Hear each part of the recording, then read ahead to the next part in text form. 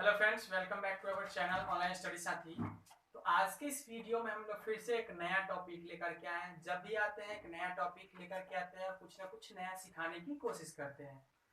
तो आज का जो टॉपिक हमारे पास है वो आर्टिकल। हम लोग इंग्लिश ग्रामर में पढ़ेंगे आज। क्लास 10th में पहला जो आपको टॉपिक पढ़ना है वो है आर्टिकल पढ़ना है। इसमें हम लोग जो है आर्टिकल पढ़ेंगे, और आर्टिकल आपको पता भी होगा आर्टिकल कहते किसको है। आर्टिकल जो है बहुत ही आसान चीज है। ए एंड द को आर्टिकल कहते हैं, आपको मालूम होगा। आर्टिकल यानी कि अनुच्छेद। A and the are called article.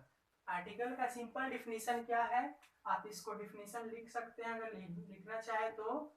A and the, A an and the are called articles, are called articles.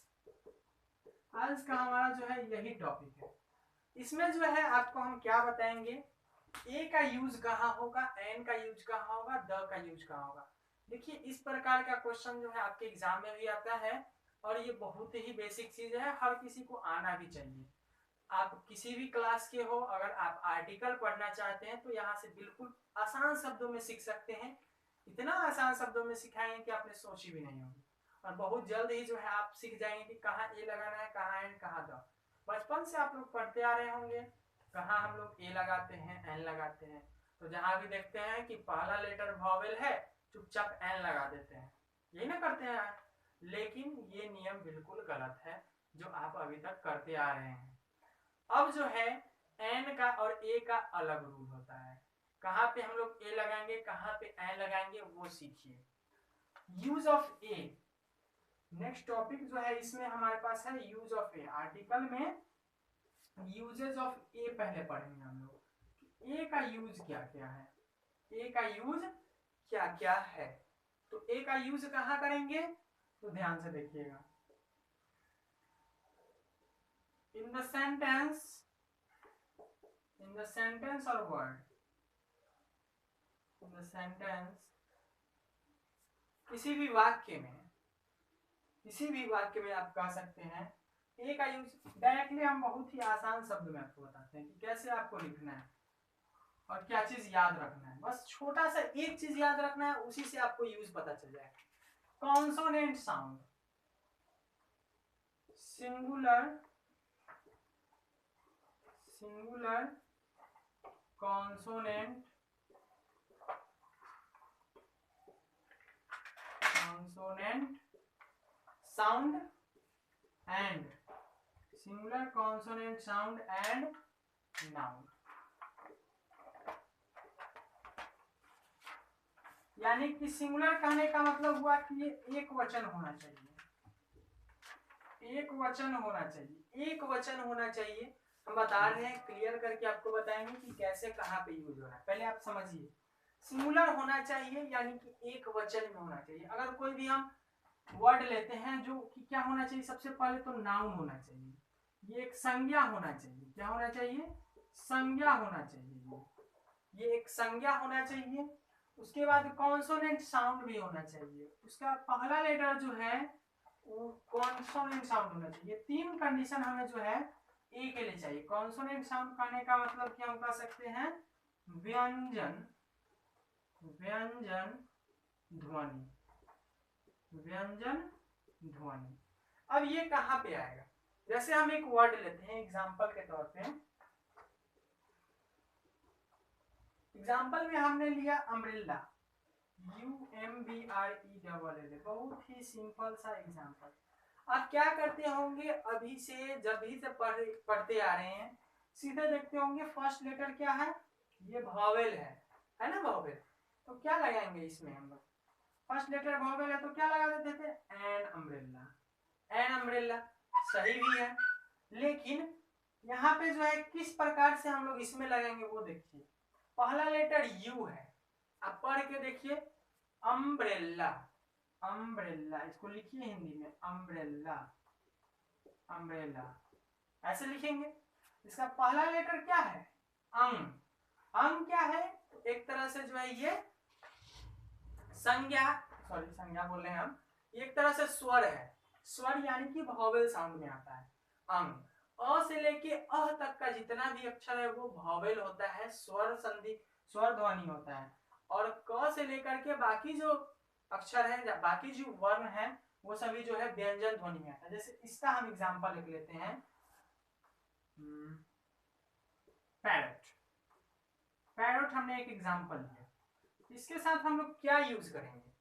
तो पैरट आप लिखिएगा तो कैसे लिखिएगा? पैरट ऐसे लिखिएगा। प, इसका पहला जो अक्षर है वो क्या आ रहा है? पै। ये कोई व्यंजन ध्वनि है या स्वर ध्वनि है? आप बता सकते हैं। सिंपली देखिए कि ये अ से लेके अह तक के बीच नहीं आता है पै, तो ये क्या हो जाएगा हमारे पास? एक व्यंजन ध्वनि है। व्यंजन ध्वनि के साथ साथ पैरट क्या है? एक नाउन भी है। नाउन होने के साथ साथ जो है ये एक सिंगुलर भी है, सिंगल होना चाहिए। जैसे अगर हम पैरट्स कर दें तो एक से अधिक हो गया तो इसमें ए एन का तो प्रयोग हम करेंगे ही नहीं करेंगे। तो ये तीन कंडीशन ही आपको याद रखना है। इसके हिसाब से यहाँ पे क्या हो जाएगा? पैरट के साथ हम लोग क्या लगा देंगे? ए लगा देंगे।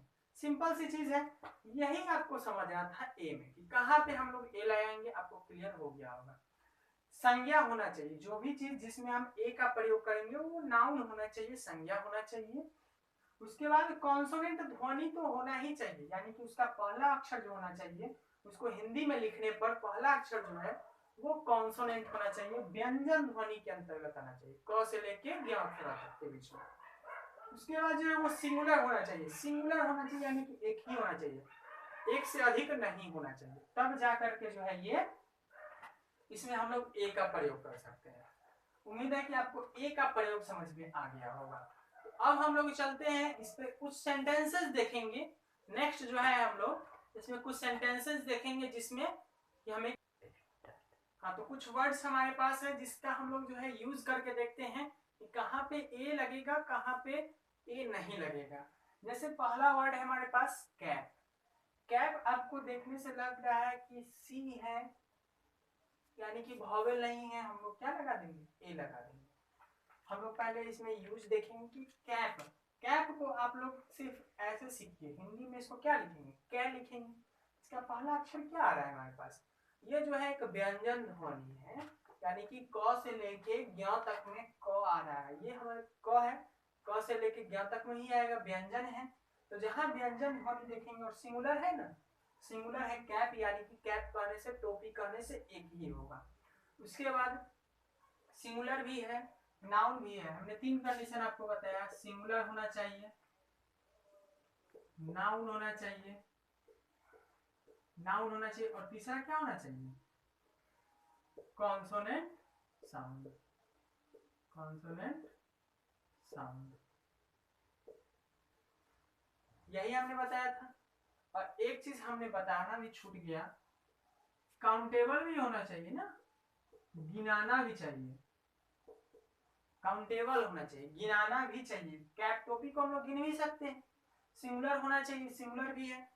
उसके बाद कॉन्सोनेंट साउंड, इसका पहला अक्षर जो है कॉन्सोनेंट साउंड आ रहा है, बोलने से पहला जो साउंड आएगा वो कॉन्सोनेंट आएगा। और ये नाउन है, यानी कि चारों कंडीशन को जो है ये फुलफिल कर रहा है। तो इसके साथ क्या लगा देंगे हम लोग?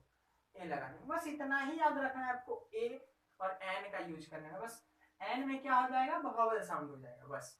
अब यहाँ देखिए यूनिवर्सिटी, आप लोग देखिएगा बचपन में जो भी पढ़े होंगे, वॉवेल देखेंगे, यू वॉवेल है, एन लगा दो भाई, गलत है, बिल्कुल गलत है। यूनिवर्सिटी आप इसको लिख करके देखिए, यूनिवर्सिटी, यूनिवर्सिटी, यूनिवर्सिटी। आप इसमें देखिए यू, ये जो है कहीं से भी स्वर ध्वनि नहीं है, वॉवेल साउंड नहीं आ रहा है इसमें। वॉवेल नहीं देखना है आप, अब वॉवेल साउंड देखना है कि वॉवेल जैसा साउंड है कि नहीं है इसमें। अ से लेके अह तक के बीच है तो नहीं है। ये क्या है? व्यंजन है। तो व्यंजन ध्वनि के साथ हम क्या लगाते हैं? ये लगाते हैं। यूनिवर्सिटी जो है एक नाउन भी है, एक यूनिवर्सिटी यानी कि विश्वविद्यालय एक नाउन है, एक संज्ञा है, काउंटेबल है, यानी कि गिन भी सकते हैं। एक जैसे एलएनएमयू हुआ, बिहार यूनिवर्सिटी हुआ, इस प्रकार से बहुत सारी यूनिवर्सिटीज है हमारे यहाँ पे। उसके बाद constant countable, sorry, consonant sound, consonant sound भी है यहाँ पर। तो ये चारों कंडीशन जब फुलफिल करेगा तो ए लगाएंगे। हेन, यहाँ भी जो है हेन लिखेंगे, हे ना हेन, तो वही बात है, ए लग जाएगा। यहाँ पास ये सिंगुलर भी है, नाउन भी है, संज्ञा भी है, कॉन्सोनेंट साउंड भी है इसके अंतर्गत और ये काउंटेबल भी है, इसको गिन भी सकते हैं। टॉय, टॉय मीन्स खिलौना। टॉय जो है कहने से एक संज्ञा भी है, सिंगुलर। टॉय कहने से, खिलौना कहने से एक कॉन्सोनेंट साउंड, यानी कि टॉय को लिखेंगे टॉय, ऐसे लिखेंगे तो ये क्या है हमारे पास, ये भी एक प्रकार से कॉन्सोनेंट साउंड है। उसका काउंटेबल, खिलौना को गिन भी सकते हैं तो इसमें भी ए लग जाएगा। फॉक्स, चारों कंडीशन को ये भी फुलफिल करता है तो ए लग जाएगा। केबल, केबल क कॉन्सोनेंट साउंड, काउंटेबल है, केबल को गिन सकते हैं हम लोग। उसके बाद सिंगुलर है, उसके बाद नाउन भी है तो ये हो जाएगा। उसके बाद बोर्ड, बोर्ड ब, ये भी जो है कॉन्सोनेंट साउंड होता है, काउंटेबल, बोर्ड को गिन सकते हैं 1 2 3 4 करके। सिंगुलर है, बोर्ड कहने से एक ही है, बोर्ड से रहता तो एक से ज्यादा होता है, यहाँ भी ए लगेगा। व्हाइट, व्हाइट देखिए, व्हाइट मीन्स उजला। उजला आपने देखा है, रंग है एक, लेकिन उजला को आप गिन सकते हैं। उजला मान लीजिए नाउन है, एक ये कलर है व्हाइट बोर्ड, तो व्हाइट जो है ये, इसको हम लोग कलर बोल सकते हैं, लेकिन ये नाउन तो है ही। कलर एक प्रकार का नाम है, रंग का नाम है, लेकिन कॉन्सोनेंट साउंड, इसकी तो बात पहले मत कीजिए आप। काउंटेबल देखिए है क्या, व्हाइट, उजला को आप गिन सकते हैं, क्या वो उजला होगा, उजला कहने से क्या वो उजला होगा, उजला को गिन नहीं सकते, तो ये काउंटेबल नहीं है। व्हाइट जो है काउंटेबल नहीं है, इसलिए इसमें कोई आर्टिकल ही नहीं लगेगा। ऐसा सब जिसको जो है हम लोग गिन ही नहीं सकते हैं, काउंटेबल नहीं हो, उसमें कोई आर्टिकल ही नहीं लगेगा। मैट, चटाई, इसको भी हम लोग गिन सकते हैं, ए लगा देंगे।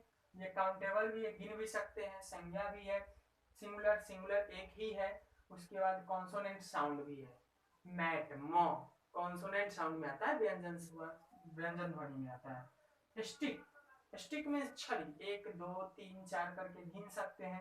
कॉन्सोनेंट स्टिक, एस, स जो है हमारे पास ये क्या है, एक कॉन्सोनेंट साउंड है। उसके बाद सिंगुलर, सिंगुलर कहने से अकेले है, मतलब सिंगुलर एक ही है, स्टिक्स नहीं है, स्टिक है, तो ये हमारे पास, और नाउन भी है तो ए लग जाएगा।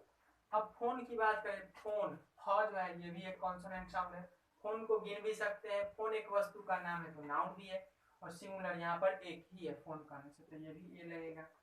अब यूनिवर्स की बात हुई, यूनिवर्स आप देख सकते हैं ऐसे लिख करके, यूनिवर्स, यूनिवर्स इस प्रकार से हम लोग लिख सकते हैं इसको।